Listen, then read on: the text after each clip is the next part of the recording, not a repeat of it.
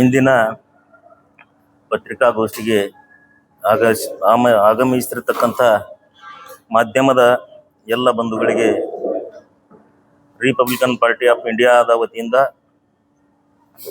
ತಮ್ಮೆಲ್ಲರಿಗೂ ಹೃದಯಪೂರ್ವಕ ಸ್ವಾಗತವನ್ನು ಕೋರ್ತಾ ಇದ್ದೇನೆ.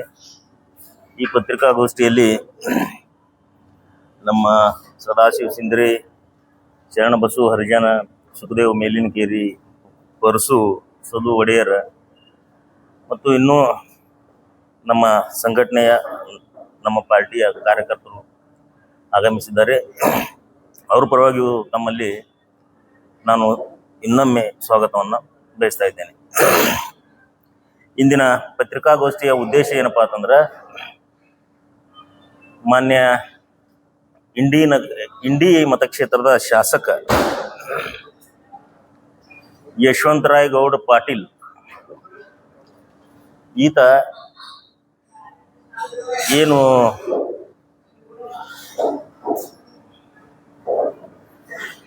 ಪ್ರತಿ ತಮ್ಮ ಭಾಷಣದಲ್ಲಿ ದಲಿತರ ಬಗ್ಗೆ ಹೊಗಳಿಕೆಯ ಮಾತುಗಳನ್ನು ಆಡ್ತಾರೆ.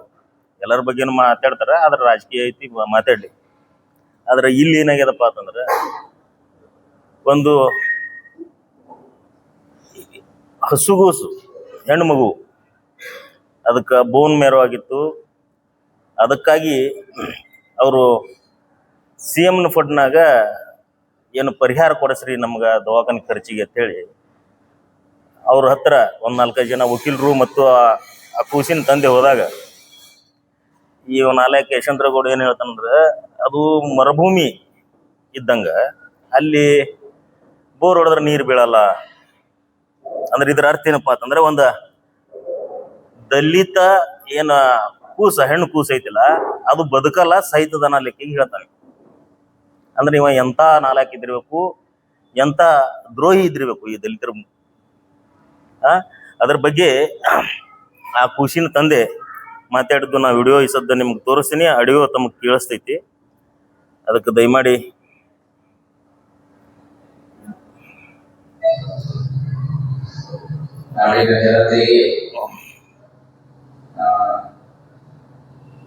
ಹಿಡಿ ಬಸ್ ಚಂದ. ಇಂಡಿ ತಾಲೂಕಿನ ಬಿಜಾಪುರ ಜಿಲ್ಲೆ ಇಂಡಿ ತಾಲೂಕಿನ ನಡೆಯವರು ನಮ್ಮ ಮಹಾರಾಷ್ಟ್ರದಲ್ಲಿ ಅಡ್ಮಿಟ್ ಆಗಿದ್ದೇನೆ. ಯಾಕೆಂದರೆ ಬೋನ್ ಮ್ಯಾರೋ ಆಪರೇಷನ್ ಆಗಿದೆ. 4ನೇ ಬೇಬಿ ತೆಗೆದು ಬೋನ್ ಮ್ಯಾರೋ ತೆಗೆದು ಈ ಬೇಬಿಗೆ ಬೋನ್ ಮ್ಯಾರೋ ಟ್ರಾನ್ಸ್ಫರ್ ಮಾಡಿದ್ದೇವೆ. ಅದು ಸುಮಾರು 40ರಿಂದ 45 ಲಕ್ಷ ರೂಪಾಯಿ ವೆಚ್ಚವಾಗಿದೆ. ಮುಂದೆ ಅದನ್ನು ಇನ್ಫೆಕ್ಷನ್ ಆಗಿ ಉಸಿರಾಟ ತೊಂದರೆಗೆ ಅದರ ಬಿಲ್ ಜಾಸ್ತಿ ಆಗಿದೆ. ಹಾಗಾಗಿ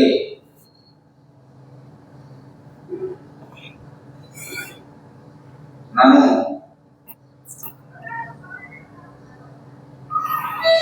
ಇಂಡಿ ವಿಧಾನಸಭಾ ಕ್ಷೇತ್ರದ ವ್ಯಾಪ್ತಿಯಲ್ಲಿ ಬರುವಂತಹ ಬೆಳ್ಳಿಮಳೆ ಗ್ರಾಮವನ್ನು ಮೊನ್ನೆ ಇಂಡಿ ವಿಧಾನಸಭಾ ಕ್ಷೇತ್ರದ ಶಾಸಕರಾದ ಯಶವಂತರೇಗೌಡ ಪಾಟೀಲ್ ಅವರಿಗೆ ಮುಖ್ಯಮಂತ್ರಿ ಪರಿಹಾರ ನಿಧಿಯಿಂದಾಗಲಿ ಅಥವಾ ತಮ್ಮ MLA ಫಂಡ್ದಿಂದ ಏನಾದರೂ ಧನ ಸಹಾಯಕ್ಕಾಗಿ ಏನಾದ್ರು ಮಾಡ್ತಾರೆ. ನಾವು ಮೊನ್ನೆ ಯಶವಂತರೇಗೌಡ ಪಾಟೀಲ್ ಅವರಿಗೆ IPA ಹೋಗಿ ಭೇಟಿಯಾಗಿ ಅವರಿಗೆ ಮನವಿಯನ್ನು ಕೊಟ್ಟಿದ್ದೆವು. ಮನವಿಯನ್ನು ಕೊಟ್ಟು ನಮ್ಮ ಜೊತೆ ವಕೀಲರು ಬಂದಿದ್ದರು. ಆ ವಕೀಲರು ಮುಂದೆ ತಲೆಸಿಮೆ ಬೀಜ ಮನವಿ ಮಾಡ್ಕೊಂಡು ಈ ರೀತಿ ಇದೆ ಸರ್, ಏನಾದ್ರು ಹೆಲ್ಪ್ ಮಾಡಿ ಅಂತಾಗ ಅವರಂದ್ರು ಈ ಕಾಯಿಲೆ ಅದೇನೋ ಮರುಭೂಮಿ ಇದ್ದಂಗ, ಮರುಭೂಮಿಯಲ್ಲಿ ನೀರು ಮುಟ್ಟಲ್ಲ, ರಕ್ತ ಮುಟ್ಟಲ್ಲ, ಅದೇನೋ ಇದು ಇಲ್ಲ, ಆಗೋದಿಲ್ಲ ಅನ್ನೋ ಮಾತನ್ನ ಮಾತನಾಡಿ ನಮಗೆ ನಾಲ್ಕವಾಸ್ತೆಯನ್ನು ಮನವಿಯನ್ನು ತಗೊಂಡು ಇಲ್ಲಿವರೆಗೆ ಯಾವುದೇ ಧನ ಸಹಾಯವನ್ನ ಮಾಡಲಾರದೆ ಯಾವುದೇ ಕ್ರಮವನ್ನು ಕೈಗೊಂಡಿಲ್ಲ. ಮುಖ್ಯಮಂತ್ರಿ ಪರಿಹಾರ ನಿಧಿ ಹೋಗಿ ಇಲ್ಲಿ ಮುಖ್ಯಮಂತ್ರಿ ಪರಿಹಾರ ನಿಧಿ ಆಫೀಸ್ ಹೋಗಿ ಭೇಟಿ ಕೊಟ್ಟಾಗ ಯಾವುದೇ ಲೆಟರು ನಮ್ಮ ಕಡೆ ಬಂದಿಲ್ಲ ಅಂತ ಶಾಸಕರಿಂದ ಬಂದಿಲ್ಲ ಅಂತ ಹೇಳಿದ್ರು. ನಾವು ಕೇಳಿದ್ದೇವೆ ಮುಖ್ಯಮಂತ್ರಿ ಪರಿಹಾರ ನಿಧಿ ಹೋಗಿ ಯಾವುದೇ ರೀತಿಯಿಂದ ಇಲ್ಲಿ ನಮ್ಮ ವಿಧಾನಸಭಾ ಕ್ಷೇತ್ರದ ಯಾವುದೇ ನಮ್ಗೆ ಶಿಫಾರಸು ಮಾಡಿಲ್ಲ ಅಂತ ಹೇಳಿದ್ರು. ಯಾವುದೇ ಲೆಟರ್ ಬಂದಿಲ್ಲ ನಮಗೆ ಅಂತೇಳಿ ಹೇಳಿದ್ರು. ಹಾಗಾಗಿ ಆ ರೀತಿ ಮಾತಾಡಿ ನಾಮಕಾವಸ್ಥೆ ಏನು ಮನವಿನ ತಗೊಂಡು ಆ ರೀತಿ ಮಾತಾಡಿ ನಮಗೆ ಏನು ಯಾವುದೇ ಧನ ಸಹಾಯ ಮಾಡದೆ MLA ಮಂಡಲದಿಂದ ಯಾವುದೇ ಧನ ಸಹಾಯ ಅಂತ ಮನವಿನ ತಗೊಂಡು ಸುಮ್ಮನೆ ಹೋಗಿದ್ದಾರೆ. ಹಾಗಾಗಿ ನಮ್ಗೆ ಬಹಳ ತೊಂದರೆ ಇದೆ ಅಂತ ಹೇಳ್ಬೋದು. ಇಲ್ಲಿ ಬಹಳ ಮುಖ್ಯವಾದ ವಿಷಯ ಏನಪ್ಪಾ ಅಂತಂದ್ರೆ, ಯಾವಾಗಲೂ ನಾ ದಲಿತರ ಹಿತೈಷಿಯಾಗಿದ್ದೀನಿ, ದಲಿತರಿಗೆ ಸಹಾಯ ಮಾಡ್ತೀನಿ, ನಾ ದಲಿತರ ಮನೆ ಮಗ ಇದ್ದೀನಿ, ಮೊಮ್ಮಗಿದ್ದೀನಿ, ನಾವೆಲ್ಲ ಒಂದು, ನಾ ಜಾತ್ಯತೀತ ವ್ಯಕ್ತಿ ಅನ್ನವ. ಇವನು ಮೊದಲೇ ಜಾತಿವಾದಿ. ಏನು ಯಶವಂತರಾವ್ ಪಾಟೀಲ್ ಅದನ್ನ ಇವ ಜಾತಿವಾದಿ.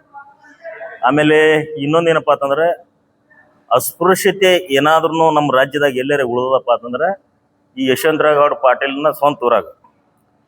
ಅಲ್ಲಿ ಇನ್ನೂ ಆದ್ರೂ ನಮ್ಮ ಪರಿಶಿಷ್ಟ ಜಾತಿ ಪರಿಶಿಷ್ಟ ಪಂಗಡದ ಜನರಿಗೆ ಹೋಟೆಲ್ದಾಗ ಕಪ್ ಬಸಿ ಹೊರಗದಾವ ಚಾ ಕುಡಿಬೇಕಾಗಿತ್ತಂದ್ರೆ. ಇವ ಒಬ್ಬ ಏನು ಸೈಕೋ ಅದ, ಇವ ರಾಜಕೀಯ ಕ್ರಿಮಿನಲ್. ಇವ ಇಂಥವನಿಗೆ ನಾವು 3 ಸಲ ಆರಿಸಿದ್ವಿ. ಯಾಕಂದ್ರೆ ನಮ್ಗೆ ಏನೂ ಗೊತ್ತೇ ಇಲ್ಲ, ಏನೋ ಭಾಳ ಒಳ್ಳೆ ಮನುಷ್ಯ ಅದನ್ನು ತಿಳ್ಕೊಂಡಿದ್ದೆವು. ಆದ್ರೆ ದಲಿತರ ಬಗ್ಗೆ ಇಟ್ಟು ನಿಷ್ಕಾಳಜಿಯಿಂದ ಮಾತಾಡುವಂತ ಇವನಿಗೆ ಎದರ್ಲೆ ಹೊಡಿಬೇಕನ್ನೋದು ನಮ್ಮ ಇಂಡಿ ಮತಕ್ಷೇತ್ರದ ಜನ ನಿರ್ಧಾರ ಮಾಡ್ತಾರೆ. ಇವ್ನ ನಾಲಿಗೆ ಒಂದು ದಪ್ಪಾಗ್ಯದ, ಅದನ್ನು ತಿಕ್ತಾರೆ. ಎದರ್ಲೆ ತಿಕ್ತಾರೆ, ಅದು ಜನನೇ ತಿಕ್ತಾರೆ. ಅದನ್ನ ನಾವು ಹೇಳಕ್ ಹೋಗಲ್ಲ. ಕೇಳಿದ್ರ ನಾನು ನೋಡ್ಕೋತೀನಿ, ಒಂದೇ ಇದೇನು 3 ಸಲ 4 ಸಲ ಅನ್ನೋದೊಂದು ಬೆದರಿಕೆ ಹಾಕುವಂಥದ್ದು ಹೇಳ್ತಾನ.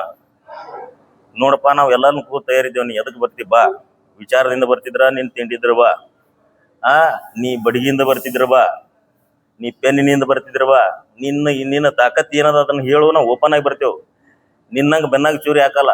ಯಾವ್ರೇ ಅಧಿಕಾರಿಗಳಿಗೆ ದುರುಪಯೋಗ ಮಾಡ್ಕೊಳ್ಳೋದು, ಅವು ಯಾವ್ರೇ ಹುಡುಗರಿಗೆ ಸುಮ್ಮನೆ ರೌಡಿ ಶೀಟರ್ಗಳು ಮಾಡಿಸೋದು, ಸುಮ್ಮನೆ ಅಣ್ಣತಮ್ಮರ ಜಗಳನಾಗ ಕೇಸ್ಗಳು ಹಾಕೋದು, ಬೇರೆ ಬೇರೆ ದೊಡ್ಡ ಸಮಾಜದ ನಡಬರ್ಕ ಜಗಳ ಹಚ್ಚಿ ಅದನ್ನ ಒಡೆದಾಳೋದು, ಇವೆಲ್ಲ ನಿನ್ನ ನಾಟಕ ನಮಗೆ ಗೊತ್ತದವ. ಆದ್ರೆ ಈಗ ಏನ್ ನೀ ಒಂದು ದಲಿತ ಒಂದು ಕೂಸು, ಸಣ್ಣ ಕೂಸು, ಹೆಣ್ಣು ಕೂಸು, ಅದಕ್ಕೆ ಬೋನ್ ಮ್ಯಾರೋ ಅದನ್ನ ಏನೋ ಆಗಿತ್ತು, ಅದನ್ನ ಆಪರೇಷನ್ ಮಾಡ್ಬೇಕಾಗಿತ್ತು, ಇವ ಬದುಕಲ್ಲ ಅಂತ ಹೇಳ್ತಾನ. ಅಲ್ಲಿ ಅಂದ್ರೆ ನೀರ್ನು ಬೀಳಲ್ಲ, ರಕ್ತನೂ ಇಲ್ಲ ಅಂತ ಹೇಳ್ತಾನ. ಈಗ ಅದು ಉಳ್ದದ, ಅದ್ರ ದಾಖಲೆಗಳದಾವ ನನಗೆ. ಈ ಸದ್ ಕಳಿಸ್ಯಾರ ಅವ್ರು ಹಾಸ್ಪಿಟಲ್ನಿಂದ, ಅವು ದಾಖಲೆಗಳು ಕಳಿಸ್ತೀನಿ. ಆಮೇಲೆ ಸೌಜನ್ಯಕ್ಕಾಗಿ ಆದ್ರೂ ಇವ CM ಫಂಡಿಗೆ ರೆಕಮೆಂಡ್ ಮಾಡ್ಬೇಕಾಗಿತ್ತು, ಅದನ್ನು ಮಾಡಲಿಲ್ಲ. ಅಂದ್ರೆ ಇವ ದಲಿತರ ಮೇಲೆ ಏನು ದ್ವೇಷ ಐತಿ ಒಂದು, ಇವ್ರಿಗೆ ಯಾವುದು ಸಹಾಯ ಮಾಡ್ಲಂತ ಮನಸ್ಸಿತ್ತು. ಅಲ್ಲಿದಲ್ಲಿ MB ಪಾಟೀಲ್ ಲೆಟರ್ ಕಳಿಸ್ಯಾರ, 23 ಲಕ್ಷ ರೂಪಾಯಿ ಇವ್ರಿಗೆ ಸಹಾಯಧನ ಮಾಡಿರ್ತ. ಅದನ್ನ ಆಗ್ಯದೋ ಬಿಟ್ಟೋದು ಮುಂದಿನ ವಿಚಾರ. ಆದ್ರೆ ಇದಕ್ಕೆ ಸೆಂಟ್ರಲ್ ಗೌರ್ಮೆಂಟ್ದವರು ಅವನಿಗೆ 13 ಲಕ್ಷ ರೂಪಾಯಿ ಕೊಟ್ಟಾರ ಹುಡುಗ ಅದನ್ನ ಆಪರೇಷನ್ ಮಾಡಿಸ್ಲಕ್ಕ. ಇಲ್ಲಿ ಏನೈತೆಪ್ಪ ಅಂತಂದ್ರೆ, ಇದ್ರ ನಮ್ಮ ಯಾವುದೇ ಪಕ್ಷ ಅಥವಾ ಏನೋ ಇವ್ರದ್ದು ಸಿದ್ಧಾಂತಗಳು ಏನದಾವ ರಾಜಕೀಯ, ಅವು ನಮಗೇನು ಭಾಳ ಮುಖ್ಯ ಆಗಲ್ಲ. ಇಲ್ಲಿ ಒಂದು ದಲಿತ ಹೆಣ್ಣು ಕೂಸಿಗೆ ಅದು ಬದುಕಲ್ಲ ಅನ್ನೋ ಲೆಕ್ಕಿಗೆ ಮಾತಾಡುವಂತ ಈ ಅಯೋಗ್ಯ MLA ನನ್ನ ಏನು ಪಾಠ ಕಲಿಸ್ಬೇಕನ್ನೋದು ನಮ್ಗೆ ಗೊತ್ತೈತಿ, ನಾವು ಕಲಿಸ್ತೇವೆ. ಆದ್ರೆ ಇವ ಎಚ್ಚರಿಕೆಯಿಂದ ಇರ್ಲಾರ್ದೆ, ಇವ ನಾಲಿಗೆ ಏನು ಇವ ಬಿಗಿ ಹಿಡಿತದಲ್ಲಿ ಇಟ್ಕೊಳ್ತೇ ಹೋದಲ್ಲಿ ನಮ್ಮ ಕೇರಿಗಳನ್ನ ಏನದಾವ ನೋಡು, ಇವನಿಗೆ ಪೂಜೆ ಮಾಡ್ಲಕ್ಕ ನಾವು ಹೇಳ್ತೇವೆ. ಯಾವ ರೀತಿ ಪೂಜೆ ಮಾಡ್ಬೇಕು ಅನ್ನೋದು ನಮ್ಮ ಜನರಿಗೆ ಗೊತ್ತೈತಿ. ಇವನಿಗೆ ಪ್ರತಿ ಕೇರಿಗೂ ಇವ ಹೋದಲ್ಲಿ ಏನು ನಮ್ಮ ಈಗ ಇಂಡಿ ಮತಕ್ಷೇತ್ರದ ಎಷ್ಟು ನಮ್ಮ ಕೇರಿಗಳದಾವ, ಪ್ರತಿ ಊರಿಗೆ ನಮ್ಮ ಒಂದೊಂದು ಕೇರಿಗಳದಾವ. ಅಲ್ಲಿ ಹೋದಲ್ಲಿ ಇವನಿಗೆ ಪೂಜೆ ಮಾಡ್ಲಕ್ಕ ನನ್ನ ಜನರಿಗೆ ನಾನು ರಿಕ್ವೆಸ್ಟ್ ಮಾಡ್ಕೋತೀನಿ ಈ ಮಾಧ್ಯಮದವ್ರ ಮುಖಾಂತರ.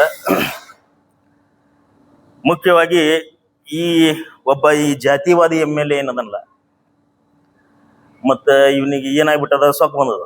3 ಸಲ ಆರಿಸಿ ತಗೊಂಬಂದಿವು. ಇವಂದು ಹಿನ್ನೆಲೆ ಹೇಳಿದ್ರೆ ಅದು ವೈಯಕ್ತಿಕ ಆಗ್ತದ, ಅದ್ರ ಬಗ್ಗೆ ನಾ ಏನು ಮಾತಾಡ್ಲಕ್ ಹೋಗಲ್ಲ. ಇಂಥ MLAಗಳಿಗೆ ಭಾಳ ನೋಡಿವಿ ನಾವು. ಈಗ ಅಲ್ಲಿ ಬಾಬಾ ಸಾಹೇಬ್ರದ್ದು ಮೂರ್ತಿಗೆ ಮುಸುಕಾಗಿ ನಿಂದಿರ್ಸ್ಯಾರ. ಅದೇ ಮುಸುಕ್ ಹಾಕಿ ಬಾಬಾ ಸಾಹೇಬ್ರ ಮೂರ್ತಿಗೆ ಏನು ಮ್ಯಾಲ ಅರ್ಬಿ ಹಾಕಿ ನಿಂದಿರ್ಸಿದ್ರು ನೋಡು, ಅದರ ಸಂದೆ ರವಿ ಪಾಟ್ಲಿ ಕಡಿವಾರ ಅಲ್ಲಿ ಜನ. ಅದ್ರಾಗ ನನ್ನ ನಾಯಕತ್ವ ಇತ್ತು, ನಾನು ಹೋರಾಟ ಮಾಡಿದ್ದೀನಿ, ಅದು ಒಂದೇ ವಿಷಯಕ್ಕಾಗಿ. ಮತ್ತು ಅವ ಅಂತರೂ ಎಂದೂ ರವಿ ಪಾಟೀಲ ಜಾತೀಯತೆ ಮಾಡಲಿಲ್ಲ. ಅವ ಏನು ಗುಂಡ ಇದ್ದು ಅದು ಇದ್ದು ಗೊತ್ತಿಲ್ಲ. ಆದ್ರೆ ನಮ್ಮ ಮತಕ್ಷೇತ್ರದ ಜನರಿಗೆ ಅವ ರವಿ ಪಾಟೀಲ್ ಮಾಡಿದಂಥದ್ದು ಸಹಾಯ ವೈಯಕ್ತಿಕ, ಸರ್ಕಾರ ಮಾಡ್ಲಾರಂತ ಕೆಲಸ ವೈಯಕ್ತಿಕ ಮಾಡಿದ್ದ. ಆದ್ರೂ ಅಂತವನಿಗೆ ಸಣ್ಣ ತಪ್ಪು ಮಾಡಿದ್ರು ದೊಡ್ಡ ತಪ್ಪು ಮಾಡಿದ್ರು ತಪ್ಪು ಐತೆ ಅವನಿಗೆ ಹಿಡಿಯು. ಈಗ ಆ ಜನರಿಗೆ ಅರ್ಥ ಅಲ್ಲತ್ತಿದೆ. ಈಗ ಯಾರು ಮತ್ತೊಬ್ರಿಗೆ ಈಗ ಯಾರು ಆರಿಸಿ ಬರ್ತಾರೋ ಬಿಡ್ತಾರೋ ಅದು ಪ್ರಶ್ನೆ ಇಲ್ಲ. ಒಳ್ಳೆ MLA ಇವನೇ ಆಗಿದ್ರು ನಮ್ಗೇನು ಸಂಬಂಧ ಇಲ್ಲ. ಆದ್ರೆ ಇಂಥವನಿಗೆ ನಾವು ಇನ್ನು ಮುಂದೆ ಸಹಿಸಿಕೊಳ್ಳಲ್ಲ ಅನ್ನೋದು ಈ ಮಾಧ್ಯಮದ ಮುಖಾಂತರ ಈ ಯಶವಂತರೇಗೌಡಗೆ ನಾವು ತಿಳಿಸ್ಲಿಕ್ಕೆ ಇಷ್ಟಪಡ್ತಾ ಇದ್ದೀವಿ.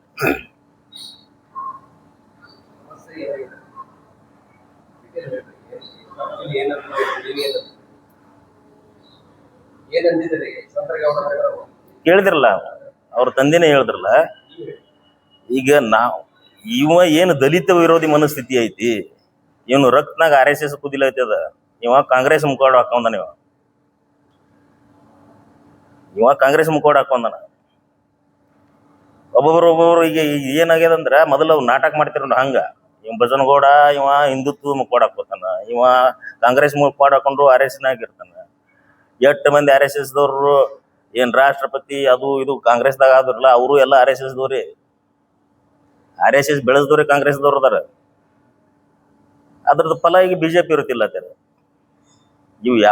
ಇವೇನು ಈ ದಲಿತರು, ಈಗ ಅಲ್ಪಸಂಖ್ಯಾತರು, ಈ ಹಿಂದುಳಿದವ್ರಿಗೆ ಈಗ ನೋಡಿ, ಈಗ ನಮಗೆ ಯಾರು ಜನರ ಪರಿಗಣಿಸಲ್ಲ, ಅವ್ರು ಮತದಾರತನ ಪರಿಗಣಿಸಲ್ಲ. ಅದು EVM ಮಷೀನ್ ಐತಿ, ಅದು ಚೇಂಜ್ ಮಾಡ್ಕೊಂಡ್ಬಿಡ್ತಾರ ಅವ್ರು ಯಾರಿಗೆ ಬೇಕಲ್ಲಿ. ಒಂದೊಂದ್ ಟೈಮಲ್ಲಿ ಕಾಂಗ್ರೆಸ್ದವ್ರು ಆರಿಸ್ಬೇಕು ತೊಗೊಂಬರ್ಸ್ತಾರ, ಒಂದೊಂದ್ ಟೈಮಲ್ಲಿ ಬಿಜೆಪಿ ಅವರು. ಅಡ್ಜಸ್ಟ್ಮೆಂಟ್ ರಾಜಕೀಯ ಐತಿ. ಇಂಥ ಪರಿಸ್ಥಿತಿಯಲ್ಲಿ ಈ ಒಬ್ಬ ಕುತಂತ್ರಿ ಜಾತಿವಾದಿ ಈ MLA ಈ ಹೇಳಿಕೆಯನ್ನು ಧಿಕ್ಕರಿಸ್ತೀವಿ. ಇವನು ನಮ್ಮ ಸಮಾಜಕ್ಕ ಬಹಿರಂಗವಾಗಿ ಇವ ಕ್ಷಮೆ ಕೇಳಬೇಕು. ಇಲ್ಲದಿದ್ರ ಇವ ಎಲ್ಲಿ ಹೋತಾನ ಅಲ್ಲಿ ನಾವು ಚಪ್ಪಲ್ ಎಸೆಯುವ ಕಾರ್ಯಕ್ರಮವನ್ನ ಹಾಕೋತೀವಿ. ನಮ್ಮ ಪಾರ್ಟಿ ರಿಪಬ್ಲಿಕನ್ ಪಾರ್ಟಿ ಆಫ್ ಇಂಡಿಯಾದ ಇವ ಎಲ್ಲಿ ಹೋಗ್ತಾನ ಅಲ್ಲಿ ಚಪ್ಪಲ್ ಎಸೆಯುವ ಕಾರ್ಯಕ್ರಮ. ಅಂದ್ರೆ ದಲಿತರಂದ್ರ ಇವನಿಗೆ ಏನು ಅಷ್ಟು ಕೀಳ, ಇವ್ರು ಬದುಕಲ್ಲ ಅಂತ ಹೇಳ್ತಾರೆ. ಈಗ ಆ ಹುಡುಗಿ ಬದುಕ್ಯದ, ಈಗ ಆಪರೇಷನ್ ಸಕ್ಸಸ್ ಆಗೈತಿ. ಅದ್ರ ದಾಖಲೆಗಳು ನಿಮ್ಗೆಲ್ಲರಿಗೆ ಕಳಿಸಿಬಿಡ್ತೀನಿ. ಅವ್ರು MB ಪಾಟೀಲ್ ಲೆಟರ್ 23 ಲಕ್ಷ ರೂಪಾಯಿ ಕೊಡ್ರಿ ಅಂತ ಹೇಳ್ರಿ ರಿಕ್ವೆಸ್ಟ್ ಮಾಡ್ಕೊಂಡು ಆ ಲೆಟರ್ನು ಐತಿ ನನ್ನ ಕಡೆಗೆ, ಅದನ್ನ ಕಳಿಸ್ತೀನಿ. ಅಂದ್ರೆ ಇವ್ರಿಗೆ ಏನಪ್ಪಾ ಅಂತಂದ್ರೆ ನಮ್ಮನ್ನ ಏನೋ ಒಂದು ತಿಳ್ಕೊಂಡ್ಬಿಟ್ಟದು.